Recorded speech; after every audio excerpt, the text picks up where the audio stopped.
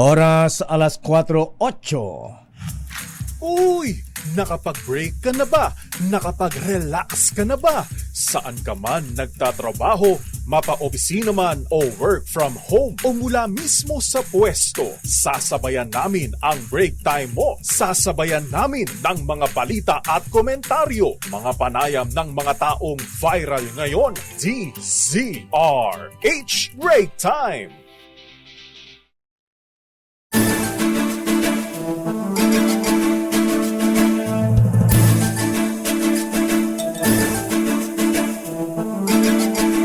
Magandang hapon, Pilipinas.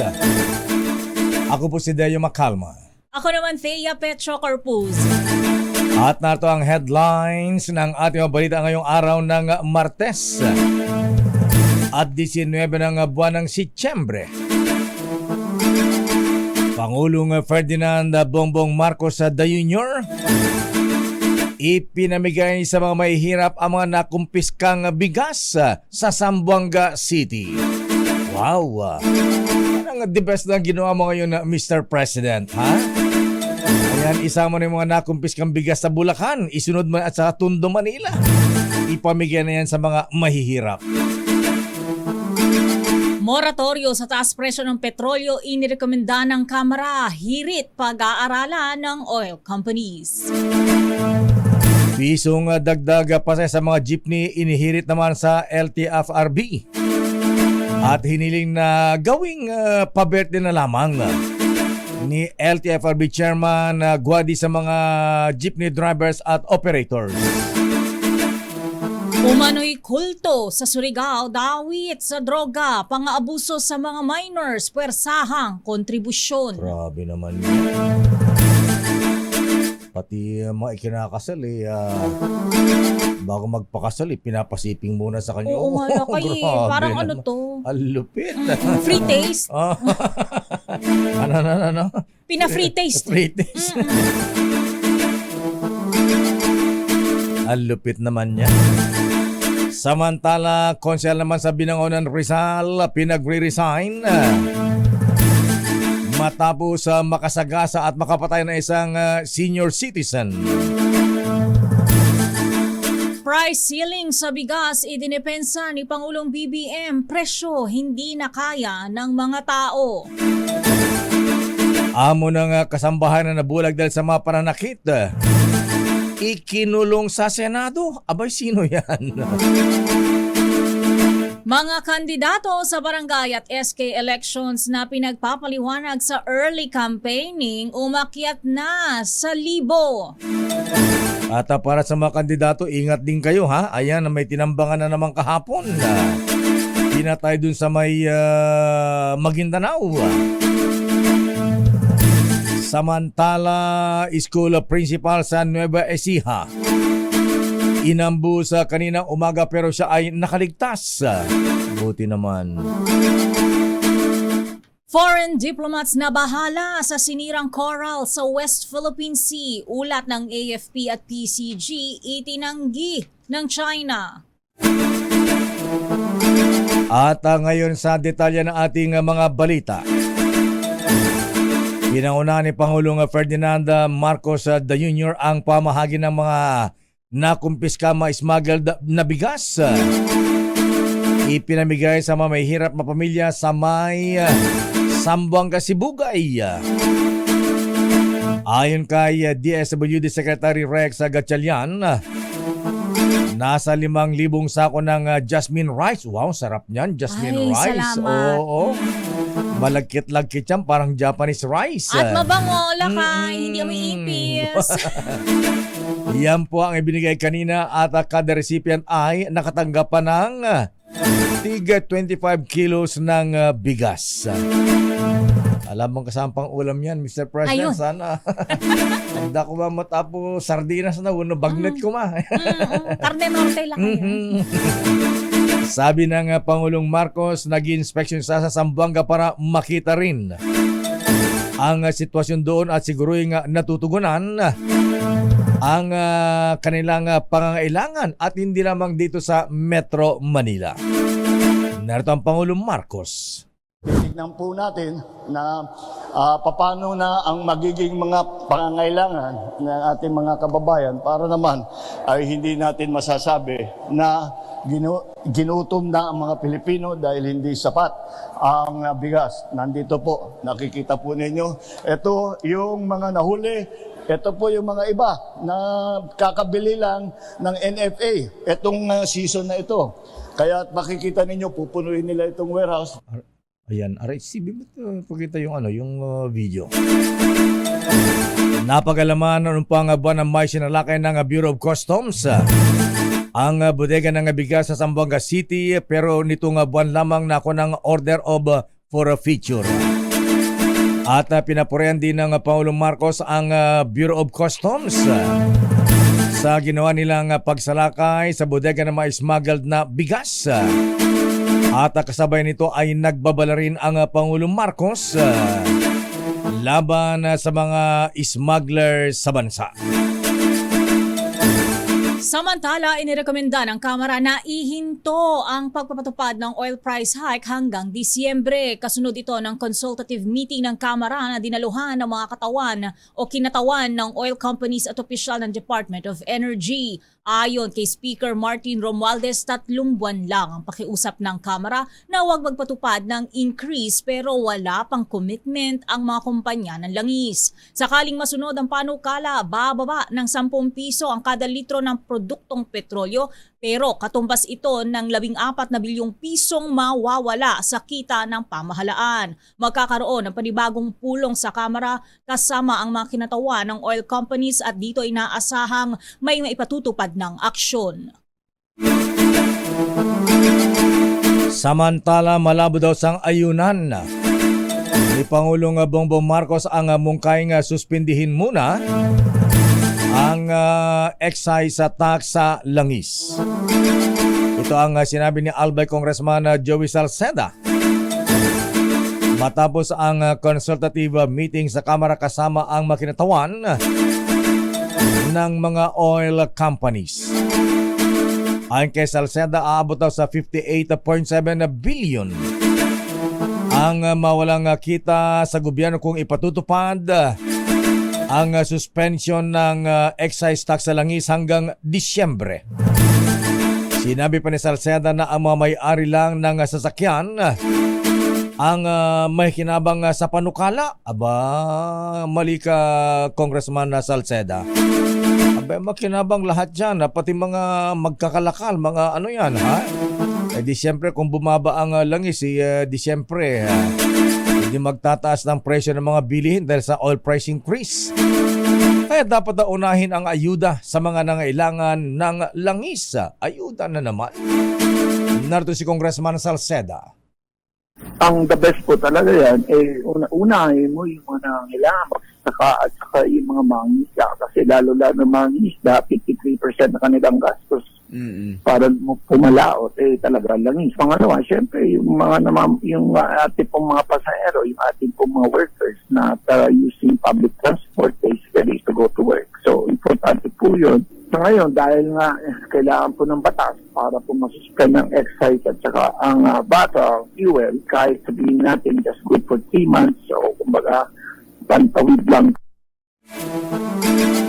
Kaugnay ng balitang yan, pabor sa mayayaman kung sususpindihin ang fuel tax. Ito ay ayon kay Department of Finance Secretary Benjamin Jokno. Ayon kay Jokno, ito ay isang ill-advised na magpapahirap lalo sa mga mahihirap at magkakaroon ng negatibong epekto sa ekonomiya. Paliwanag ng opisyal, kapag suspendido ang value-added tax o VAT at excise taxes sa langis, magre-resulta ito sa pagkawala ng kita na aabot sa 114 billion pesos sa ika-4 na quarter lang ng taon. Sa halip na tanggalin ang excise tax sa petroleum products, mas epektibo umanong solusyon ang pagbibigay ng ayuda sa mga sektor na labis na naaapektuhan ng pagtaas ng presyo ng produktong petrolyo katulad ng jeepney operators, mga magsasaka at mangingisda.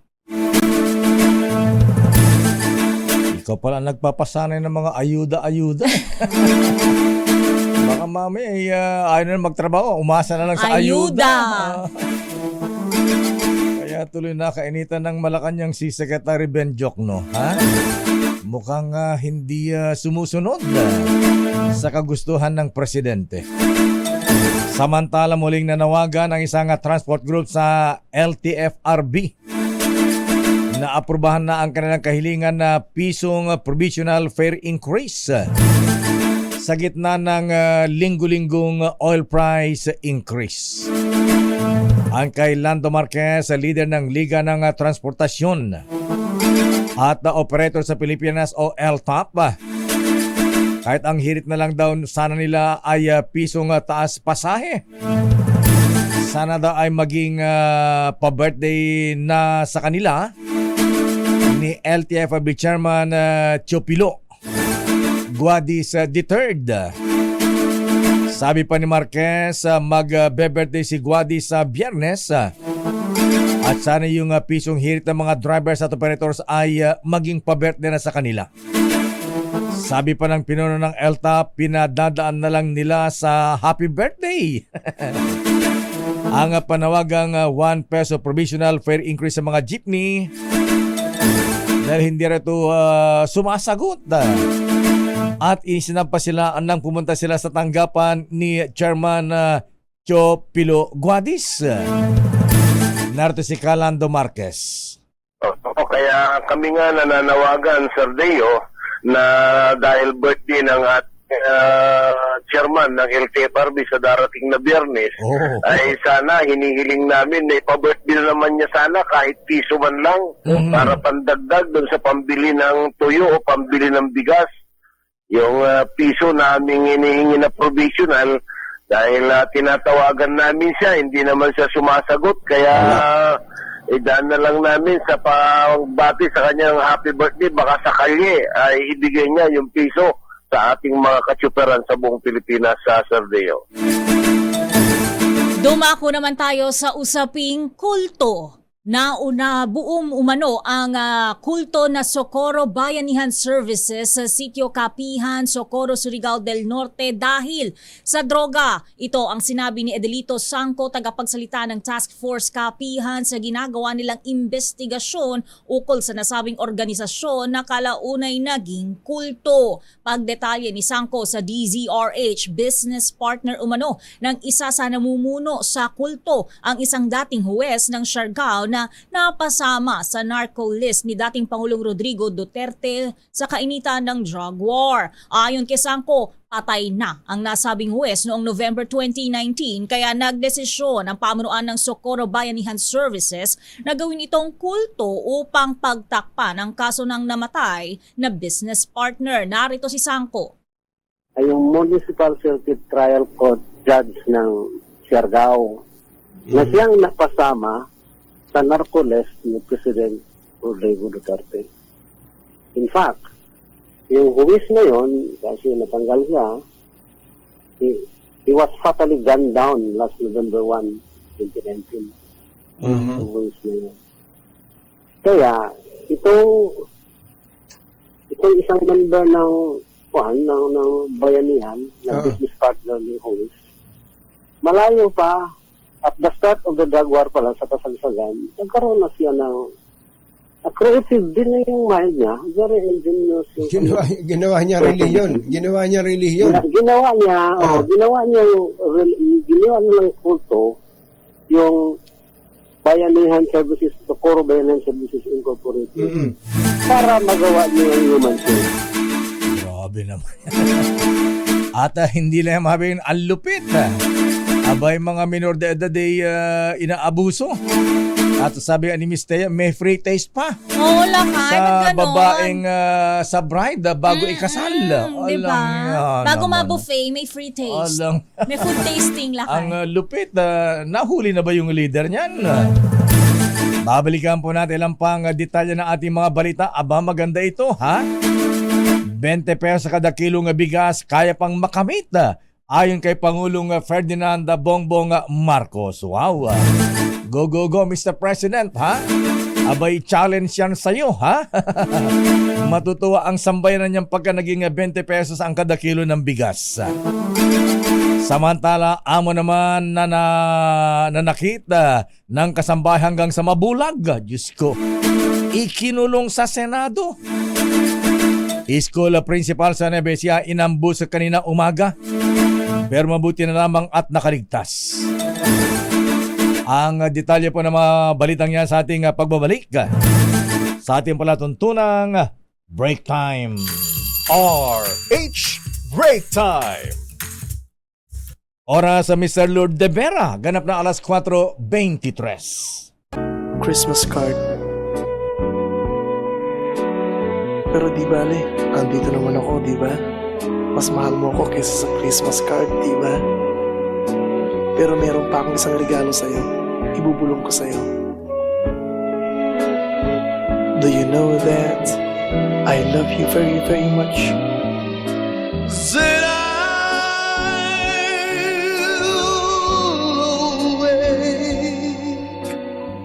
On Christmas morning and find my stockings filled with you.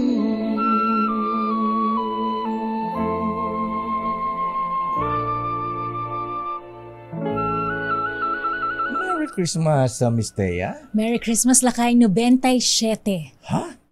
97 na? Yes! Bonus na? Ay, sana nga. 14-month pay na? Pwede mang i-advance. Standby, Leta Narcis. Standby man ang Milky Rigunan. Allah! Nagkainitan ang dalawang congresswomen sa Kamara kanina. Congresswoman Estela Suarez Kimbo at Congresswoman Franza Castro ng Bayan Muna. Allah! Nagkainitan po sa issue ng Intelligence Fund. Standby man ang Milky, standby Raymond at Paz, standby Grace Vera Sanzano. Ay, good afternoon muna kay Yusek Margo Salcedo. Ay, Yusek, kaya na. Baka pwede mong bigyan ng Memo Plus Gold si Secretary Ben Gigolo Jokno. Bakit naman? Nagiging malilimutin, nagiging inconsistent na. Oh. Kasi sabi niya noon yung pamimigay ng ayuda, ha? Diba, Mr. Lourdes de Vera, sabi niya, ayuda is a waste of time. Bakit ngayon instead daw na suspendin yung excise tax? Ayuda is the solution. Ayuda na lang daw. Anyari sa'yo, Secretary Gigolo Jokno, ha? Ayuda man? Oras Mayor Vico Soto, Dr. Beng Lee, alas 4:32. Dinepensa ni Pangulong Bongbong Marcos ay pinatawag niyang price cap sa ilang uri ng bigas sa kanyang talumpati sa bigay ng smuggled na bigas sa Tungawan na Zamboanga, Sibugay. Sinabi ng Pangulong Marcos kanina umaga na masyadong mabilis ang pagtaas ng presyo ng bigas. Kaya dapat pigilin, Mr. President. Itong dahilan kung bakit anya siya nagtakda ng price ceiling sa regular milled rice na 41 pesos kada kilo at 45 pesos naman sa mga well-milled rice. Paalala pa ng Pangulong Marcos sa mga consumers na huwag bumili ng bigas na lagpas sa price cap na itinatagda ng gobyerno. Paano, Mr. President, kung walang mabili? Kung yun lang, ayan, no choice. Narito ang Pangulong Marcos. Kaya dahil nandito tayo sa NFA, itong napag-usapan na the mayor mentioned na meron tayong ginawang price cap dahil masyadong mataas nga masyadong mabilis ang pagtaas ng presyo ng bigas, sabi namin hindi na kaya ng tao. Kaya pinalitan natin, linagyan natin ng price cap. Sinabi natin sa lahat, wag kayong yung mga konsumo, sabi ko wag kayong bibili ng lampas doon sa price cap dahil hindi sila dapat nagbebenta ng lampas sa price cap. Kung sabing bigas pa rin tayo, Lakay, 20 pesos kada kilong bigas, kaya pang makamit. Ayon yan kay Pangulong BBM. Siyempre naman, Lakay, habang buhay, may pag-asa, di ba? Ayan, if there's a way, if there's a will, there's a way. Sabi nga. Correct. Idetalye mo yan. RH14, Leth Narciso, Miss Leth. Mr. Yalakay, hindi pa rin nga sinusukuan ni Pangulong Ferdinand Marcos Jr. ang pangarap na magkaroon ng 20 pesos kada kilo ng bigas sa mga palengke. Sa panayam sa Zamboanga City, sinabi ng Pangulo na may tsansa pang makamit ang 20 pesos kada kilong bigas. Ito anya ay sa sandaling maging matatag ang sektor ng agrikultura at ang halaga ng produksyon na magre-resulta para bumalik sa normal ang supply ng bigas at bumaba ang presyo. Paliwanag pa ni Pangulong Marcos, mangyayari rin ito kung hindi na masyadong babagyuhin ang bansa at magagamit ng mga magsasaka ang mga tulong ng gobyerno para maitaas ang produksyon at kusang bababa ang presyo ng bigas. Binigyang diin ng Presidente na ginagawa ng pamahalaan ang lahat ng paraan para matiyak na abot kaya pa rin ang presyo ng bigas sa palengke, lalo na sa may hirap na Pilipino. Para sa kauna-unahan sa Pilipinas, yes, Akay? Abay, kayang-kayang gawin ng Pangulong Marcos yan kahit bukas na bukas din. Alam mo kung paano? Paano? Abay, ipatawag si Bien sa Malacanang. Sino, Lakay? Si Bien. Di mo kilala si Bien? Si Bienvenido Rubio ng Bureau of Customs. Ayan, ipatawag sa Malacanang ang Bienvenido Rubio. Kaya i-text lang, tawagan lang sa cellphone, ha? Sabihin kay Bien Rubio, ayaw, o ka ng komisyoner, ayan, ilakom dagijay kwa, dagijay nakumpis kayo nga bagas, iti 20 pesos, ayan. Ibenta na lang. Pwede nga ipamigay na lang din yung lakay. Hindi, para maging 20 pesos. Ayan. Oo nga naman. Para magawa. Kalahating bilyon ang worth nyo ibenta sa kadiwa. Ayan, sabi mo, 20 pesos, kahit na 10 piso pa yan. No. Ha? Kakayanin yan, di ba? Oo nga pero hindi na nga ibibenta lakay ng 20, ipapamigay. Ayan, sa may hirap yun na lang. scenario. At sana i-prioritize ng Pangulong Marcos, ipamigay yung mga bigas sa mga depressed areas, dyan sa Payatas, dyan sa may Tundo, sa may, ano nga ba yung isang depressed dyan sa sa Tundo na Smoky Mountain, lakay? Smoky Mountain at yung isa pa. Anong compound dyan na Miss Let? Pinupunta nyo sa tagada niya si Isko ha? Ayan, so siguro dyan. Hindi ko rin maalala. Ayan, alam ni Boy yan. Siguro yan, unahin yung mga depressed areas. Doon ipamigay yung mga nakumpis kang bigas bago pang mabulok. May isang pero wala yung mga beneficiaryo ay yung mga beneficiaryo rin ng 4-piece. Kaya malamang mabibigyan sila. Ayun, buti na naman. Nandiyan parang Lima, Baseco compound. Ayun. Baseco. Yung isip ko, Tando, San Andres. Buti na lamang nabigyan ko ng Memo Plus Gold ng Civic Lima. Ayan. Baseco compound sa Tondo, Manila. Maraming salamat parang big roommate. Ha? Ayan, so andyan na sa Malacanang Pangulong Marcos. Lakay. At pinangasiwaan niya nga yung oath-taking ng mga bagong promote na general ng Philippine National Police. Ayan. At ang bili ng Pangulo, Lakay, wala daw lugar sa kanyang administrasyon ang pagiging maluwag sa mga opisyal ng pulisya na dudumisan ang reputasyon ng PNP. Ayan. Di ba pinadrug test sila bago pumasok sa Malacanang? Surprise! Hindi, anong tawag nung pagka pumasok ka sa swab test pala? Swab test lang, lakay. Gawin drug test. Sobrang surprise yan. Wala na swab test. Ayan. Congratulations. Ilang pulis yung mga nanumpa kay Pangulong Marcos na general na? Higit 50 yung lakay kanina. Dami, ha? Ayan. Okay, congratulations sa mga bagong promote na police generals.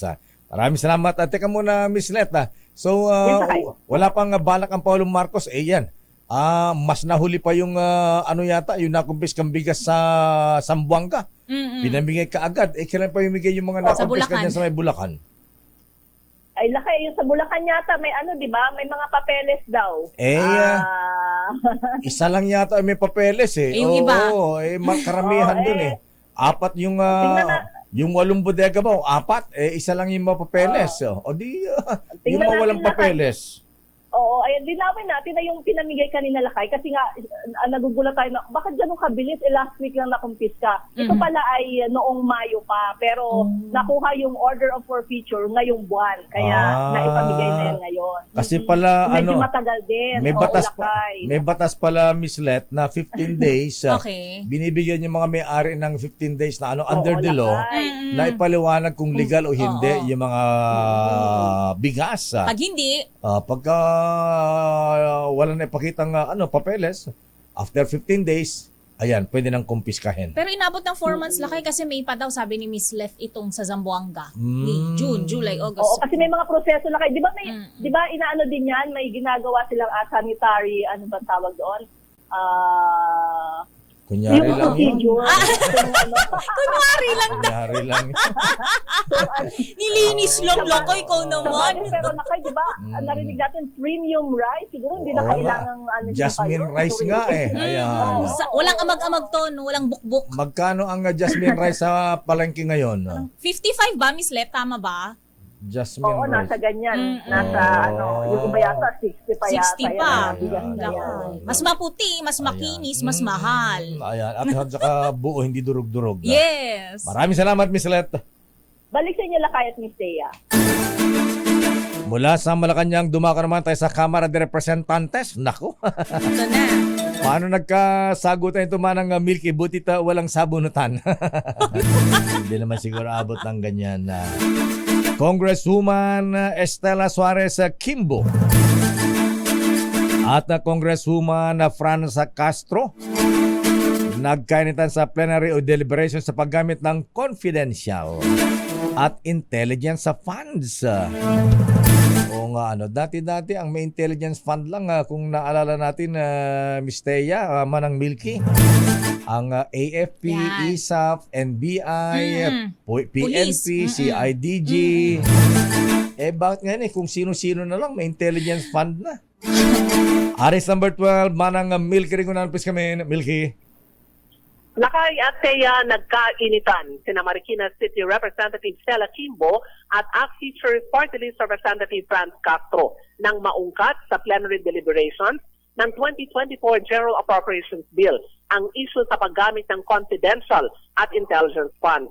Ayon kay Castro, illegal ang ginawang paglilipat ng 125 million pesos sa Office of the Vice President sa ilalim ng 2022 national budget at dahil wala umano ito sa line item at hindi expressly provided kaya hindi entitled sa pondo.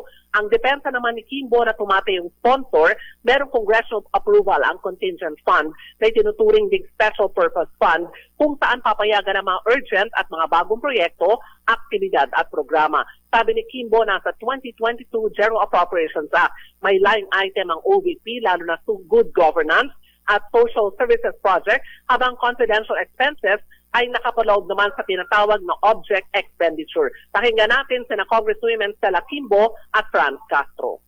Madam Speaker, una sa lahat, one can force her opinion, but one cannot force her facts. Una sa lahat, maling bahagi ng libro ang tinitignan po ninyo. Maliwanag, nagdeklara ang Supreme Court na ang contingent fund ay isang line item appropriation. Madam Speaker, So, ibig wala sabihin tayo nun, doon sa contingent fund. So, ibig sabihin nun, Hindi po natin pinag-uusapan dito. Please yung allow the contingent sponsor fund. to finish your statement. No. Kasi po, Madam Speaker, ang tinatanong ko lang dito kung meron o wala na expressly sumagot po ako, provided Madam for. Speaker, Wala pa po ako meron, doon sa contingent at fund. payagan niyo po akong ipaliwanag kung bakit meron. Ang problema po is ayaw po natin makinig. Gusto ko po, Madam Hindi po Speaker, ako ayaw ipaliwanag kung bakit... na ano po yung oras ko, Madam Speaker, pinapatanong kaya nga po yes or no lang po para mas mabilis. Madam So, Speaker, kanina, sinasabi Madam natin, Speaker, ako nagtatanong. payagan Session niyo suspended. sana ako, Madam Speaker. Suspended man ang Milky. Ayun. Ni awanin. Ayun lakay ang bangayan ng dalawang kongresista dahil ang issue dito ay yung confidential at intelligence fund. Samantala lakay at sinimula na ngayon ng Kamara ang debate sa plenaryo sa 5.768 trillion peso proposed national budget para sa 2024. Ngayong linggo target ng Kamarang maipasa sa ikatlo tuling pagbasa ang panukalang budget para sa o bago mag-recess ang sesyon sa huling bahagi naman ng buwan. Ngayon, simula ng plenary deliberation sa pamagitan ng mga sponsorship speech at sinunda naman ang debate sa general principles and provisions ng panukalang budget. Bukas, ang Biyernes na Kayateya, nakapila na ang iba't ibang ahensya ng gobyerno para mabusisi ang kanilang budget dito sa plenaryo. Lakay, dadaan na ngayon sa mga pagtatanong ng mga mambabata. Sino nga pinakamalaking budget dyan? Ay, yan ang gusto ko malaman. Pinakamalaking budget pa rin lakay under the 2024 proposed national budget, of course, Department of Education, DOH, at yung ilan pang mga katulad na mga ahensya na binibigyan lagi ng mataas na budget taon-taon. Ang Department of Public Works sa Manang Milky, tapos na ba? At tapos na sila Tapos lakay na? dun sa committee level. Pambira naman, tapos na pala. Plenary, Oo. Hindi sa plenary, hindi pa umaabot. Ganun ba? Kasi ngayon lakay at Thea, nasa general provisions pa lamang yung pagtatalo ng mga kongresista. Bukas pa lang, pagtutuunan ng pansin yung pagtalakay sa budget ng mga ahensya ng gobyerno. Yan ang tutukan mo Manang Milky, baka kung may bangayan, si Congresswomen Kimbo at Castro, baka sa public force, baka magkasuntukan dito. Sana may maglakas ng loob na bawasan naman ang mga SOP sa mga SOP government lakay? project. In short, commission. Ayan, oo. Wag naman paabutin ng 45%, 50%. Grabe naman yung commission na yan. Grabe, kayo umiyak na yung mga contractors Ayan. Lakay, wait lang, tanong kay Ma'am Milky, sino po mayroong pinakamalaking confidential and intelligence fund? Marami of course, nasa pinakamalaki yung Office of the President na alam naman natin na dapat paglaanan ng Intel at Confidential Fund. Ang talagang pinag-iinitan na makabayan black yung Confidential and Intelligence Fund ng Office of the Vice President, DepEd, at yung pang ahensya ng gobyerno. Kailangan din kasi ng Intel Fund sa DepEd para mahuli yung mga nagbebenta ng computer. Ayan, mga na laptop outdated. na mga sira. Ayan. Para overpriced. Para hindi na overpriced. Oo. At hindi na sasakripisyo lakay yung pag-aaral din ng ating mga estudyante at ng mga guro. Yun din sinasabi ng ilan. At saka hindi nagbabawas sa mga eskwela ng mga state universities and colleges. Totoo lakay. Oo. Mukhang mainit din pag sumalang na sa plenary debate. Ang budget, ayan, of course, DepEd at yung sinasabi mo, DPWH lakay, bukas yan ng umaga hanggang Biyernes. Talagang mukhang gagabihin kami dito sa pagtalakay sa budget ng mga iba't ibang gagabihin? Naalala ko naman nakalipas sa madaling araw na yan Okay. Kasi ang inaasahan namin lakay, Thea, baka mapagtibay na sa second and third reading ang 2024 General Appropriations Bill para maibigay na nila ito sa Senado at mapagtibay sa lalong madaling panahon. Maraming salamat, Manang Milky. Para sa kauna-una sa Pilipinas, DCRH, ako si Neil Trigunan. Tuloy-tuloy sa pagbabalita, tuloy-tuloy sa serbisyo, sama-sama tayo, Pilipino. Maraming salamat, Manang Milky. Standby, Raymond at Paasa. Ito muna ng news kay Mistake kaugnay sa issue pa rin sa Senado. Kulong sa Senado ang employer na itinuturong na nambugbog sa kasambahay na si LV Vergara na nagdulot ng pagkabulag nito. Sa mosyon ni Senator Jinggoy Estrada na sinigundahan ni Senator Ronald Bato de la Rosa sa kulungan ng Senado, makukulong si Mrs. Franz Garcia Ruiz dahil sa umunay pagsisinungaling nito. Sa testimonya ng tatlong dating empleyado na si JM, Patrick at Dodong, itinuturo si Mrs. Ruiz na ang nambugbog kay Aling LV. Mariin naman niya itong itinatanggi at iginiit na nasasaktan umano si Aling LV ng kanyang mga kasamahan dahil sa paglalagay ng kinakalawang na pako sa tubig inumin at buhok sa pagkain. Ayon sa mga doktor ng PGH, wala nang kasiguruhan kung maibabalik pang muli ang paningin ni Aling LV. Ano pangalan ni yung amo? Franz Garcia Ruiz. Franza Garcia Ruiz. Ganda pa naman ang pangalan. Parang pang-artista lang. Paano ginawa? Ba't nabulag yung kasambahay? Bugbog? Ayan. Abugbog niya si Ate LV. Pero anong gano'n naman kasambahay? May buhok yung tubig? Ang palabas kasi ni Mrs. Franz Garcia Ruiz Lakay na si Aling LV ang nambababoy ng mga gamit ng kapwa niya mga kasambahay din. Kaya yung mga kapwa niya kasambahay, yun ang nambubugbog daw sa kanya at hindi siya. Kaya lang di pinanula sa Senado. Hindi. Ayan. Sisinungaling daw siya Malaman natin kay Raymond Dadpaas. Sandali lamang kulot, ha? Mga social media platforms dapat kontrolado ng gobyerno ayon kay Senator Bato de la Rosa. Pero bago ang detalyeng yan, Raymond, hanggang kailan ikukulong si Mrs. Franz Garcia Ruiz. Ayan, Franz Garcia Ruiz dyan sa Senado, Raymond. Mayor at Ms. Taya, hanggat may schedule pa kasi ng hearing next week. Kaya mag-stay siya dito hanggang susunod na pagdinig dito sa Committee on Justice ni Senator Francis Tolentino. Ang gusto nga ni Senator Jinggoy kanina ay doon sa Pasay City Jail. Wow. Dalhin. Pero nung nag-suspend ng session, nag-usap yung tatlo, Senator Jinggoy, Senator Bato at Senator Tol, pumayag din si Senator Jinggoy na sa Senado muna maikukulong dahil nga kailangan nila si Mrs. Ruiz sa hearing next week. Kaya kailangan doon muna siya manatili sa custody ng Office of the Sergeant at Arms, Mayor at Ms. Taya. Kala ko sa krame. Ayan. Mas mahigpit pang bantayan pala. Walang cellphone privileges po, di ba, pag nakulong dyan sa Senado? Ano naman, ang kagandahan dito, baka kasama niya yung mister niya doon eh. Ay, nandiyan na sila. Oo. Sasama ng mister. Oo. Dahil hindi mo na siya ewan ko kung uuwi pa sa Mindoro yung si taga Mindoro ba taga Mindoro ba yung amo, si Mrs. Ruiz? Taga Mamburao, Mayor. Taga Mamburao, Occidental, Mindoro. Ganda-ganda pa naman nung buhok niya, blonde. Okay. Andyan din ba yung kasambahay kanina, Raymond? Nandun, Mayor, kaharap siya. Talagang doon kasi lahat ng mga kwento niya, talagang pag nagsalita, kumbaga dire-diretso na walang preno-preno. At kumbaga sa titingin ng mga senador na miyembro ng committee, mas matimbang yung sinasabi ng kasambahay na totoo kaysa yung sinasabi ng amo.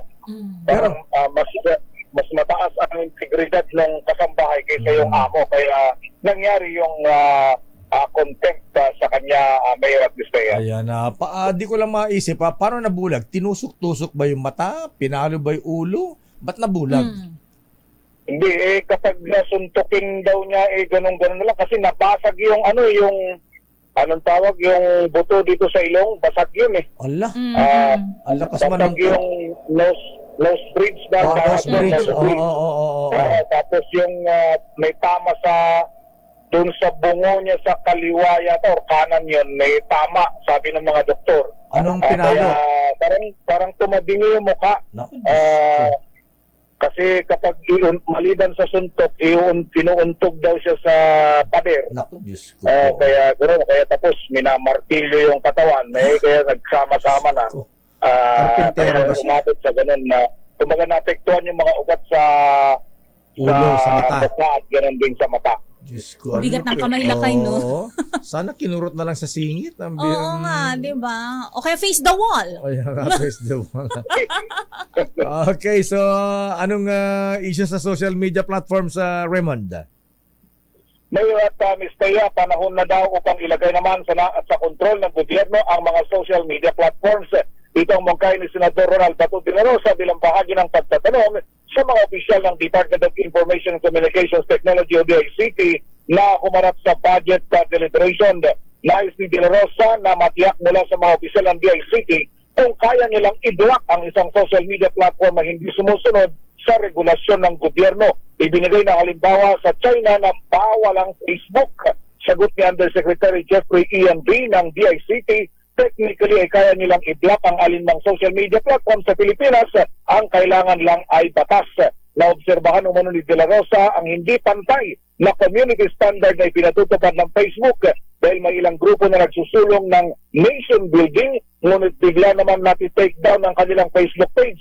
Ngunit may mga Facebook page na nangikayat ng pagre-rebelde laban sa gobyerno, hindi naman inaalis ng Facebook. Hit ni De La Rosa, ang mga social media platforms dapat ang sumusunod sa patakaran ng gobyerno at hindi sila ang nagdidikta gaya ng nangyayari ngayon sa iba't ibang mga bansa. Para sa kauna-unahan sa Pilipinas, DZRH, ito si Raymond Dadpaas, tuloy-tuloy sa pagbabalita, tuloy-tuloy sa serbisyo, sama-sama tayo, Pilipino. Maraming salamat, Raymond Dadpaas. Dapat lang talaga may restriction din. Correct. Kasi abuso na iba kung Tama. ano ng mga Content nilalakay. sumikat lang kung anong pinapakita, di ba? Tumpak para mapansin, magpapakita ng kung ano-ano. Standby Grace Vera Sansano, standby Miss Aliyah, ha? Ang PTV4 Channel 4. Aba, palalakasin daw po pagagandahin at gusto na maging top 2 TV network sa 2024. Wow, ang bilis Lilipat ba dyan ng Itbulaga? Oras, Miss Thea. Ganap ng kulang-kulang na 6 minuto bago mag alas 5.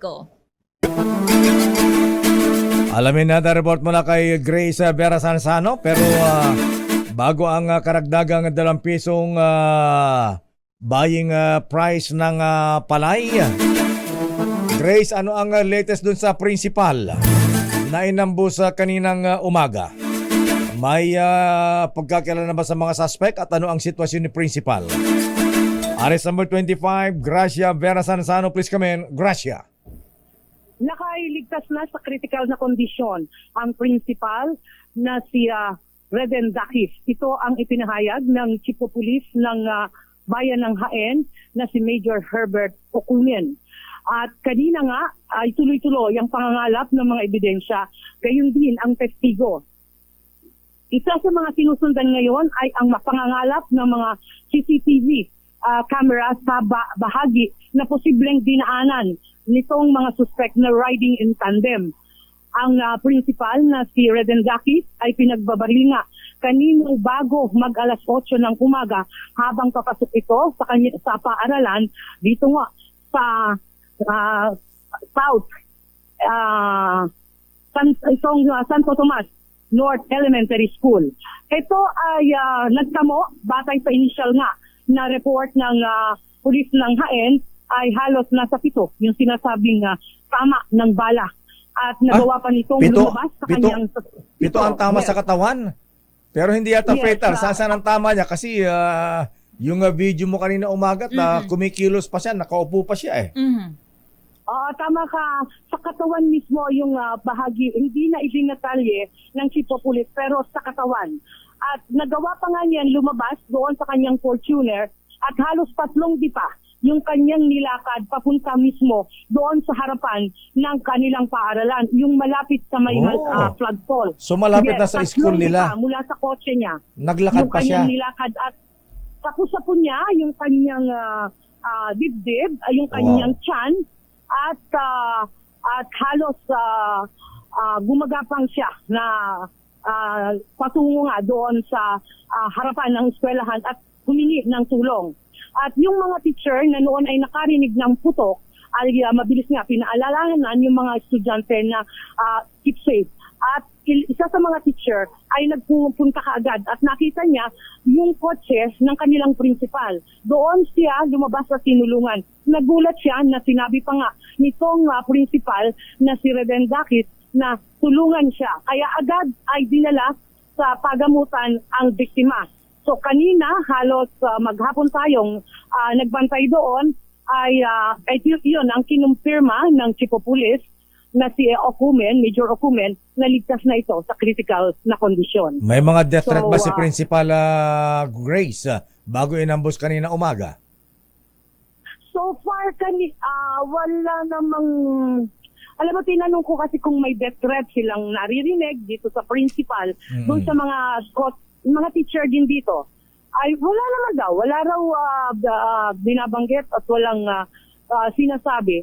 Pero sabi nga ng mga investigador ng Bayan ng Jaén ay tututukan at makalipas itong 24 oras ay pwede na silang mag-create ng Special Investigation Task Group dito nga sa pangyayaring ito. Anong motibo daw, Miss Grace? May tatlong, more or less may tatlong tinitingnan sila na motibo. Malayo ito doon sa nalalapit na election dahil hindi naman siya kumakandidato. At yun, yung initial na sinabi ng Chief of Police. Pero may mga ilan silang possible na tinitingnan, Lakay Deo, na hindi muna i-divulge itong mga investigador. Okay. Maraming salamat, Grace. Okay, Lakay Deo, yan yung ating report. Ito, si RH25, Grace Vera Sansano, tuloy-tuloy sa pagbabalita, tuloy-tuloy sa serbisyo, sama-sama tayo, Pilipino. Muchas gracias, Gracia Vera Sansano. Buenas tardes. Ito na, Lakay. Si Senyorita Showbiz. PTV target ngang maging top 2 TV network sa taong 2024. Paano Ang bilis ng gagawin target nila? nun, Ha? Paano yun? Sige nga, ano yung Lakay? Top 2 agad eh. Oo, kakalabanin ang GMA7, ha? True, di ba? Sige nga, i-detalye mo. Aliyah Ikatlo, the fourth, paano? Lakay at Miss Thea target nga ng People's Television Network o PTV na maging number 2 na broadcasting company sa Pilipinas sa susunod na taon. Sa 2024 budget deliberation ng Presidential Commission's Office sa Senado kahapon, sinabi ni PTV General Manager Ana Puod na plano nilang i-expand pa ang kanilang regional reach. Balak nilang maglagay ng nasa 60 na digital transmitter sa buong bansa. Sa ngayon kasi ay meron pa lamang silang 16 na analog transmitter. At sabi pa ni Puod, mangyayari lamang ito sa tulong ng government funding dahil umaabot sa 25 million pesos ang isang digital transmitter. At ang sinabi nila Lakay, gaya ng binanggit natin kanina, ang target nila ay 60 digital transmitters. At sinagundahan naman ni Senator J.V. Ejercito ang plano ng PTV dahil makakatulong daw ito para makakarating ang balita sa iba't ibang panig ng bansa, lalo na sa panahon ng krisis at kalamidad. Aminado si Senator Ejercito na malaki ang nawala sa broadcasting company Industry, nang mawala ang Pero- ABS-CBN sa television. Pero alam mo, Miss Aliyah, ha? Mhm. Bagamat pagaganda ng signal, yung programming, importante yan. Content ng programa nila. Oo, Lakay, tama ka dyan, no? Pero ang PTV parang nagre-rebrand na din sila at nagre-reprogram. Marami silang mga plano. Gaya nga ng laging handa briefing, pinalitan na nila ito. At merong bali-balita noon, na-report na din natin na si Willie Revilla may ibalak din magkaroon ng programa sa PTV. Okay, sige, abangan. Maraming salamat, Miss Aliyah. Para sa Break Time Showbiz, ito si Aliyah Ikatlo, tuloy-tuloy sa pagbabalita, tuloy-tuloy sa serbisyo. Sama-sama tayo, Pilipino. Maraming salamat, Miss Aliyah Ikatlo de Fort.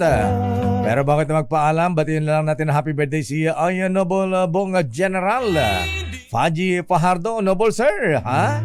Abay, binabati ka ni General Jun Caparas. Alada bang Emperador Coffee Brandy dyan? At happy birthday din kay dating Press Secretary Attorney Salvador Panelo. Ay, Attorney Sal, happy birthday. At happy birthday din kay LTF Public Chairman Tio Pilo Guadis III. Ayan. At si Mr. Andy Gauran, Mr. Tonton de Guzman at Mr. Dan Bagapuro mula sa Sandigan 82. Magandang hapon, Bishop Ephraim Fautagana, ha? At Maximo Obispo Berworciful Joel Porlares. At yan ang kaba natin palatuntunang break time. Ako po si Deo Macalma. Ako naman, Thea Petro Corpuz. Antabayan susunod na mga balansyadong balita at Chairman of the Board, Henry Uri at Miss O, Karen Oyong. Bye-bye. Ingat. Babu. Ay, good afternoon nga pala kay Miss Jennifer Flowers Ayan. Simon. See you later, Miss Flowers. Yan. Bye-bye.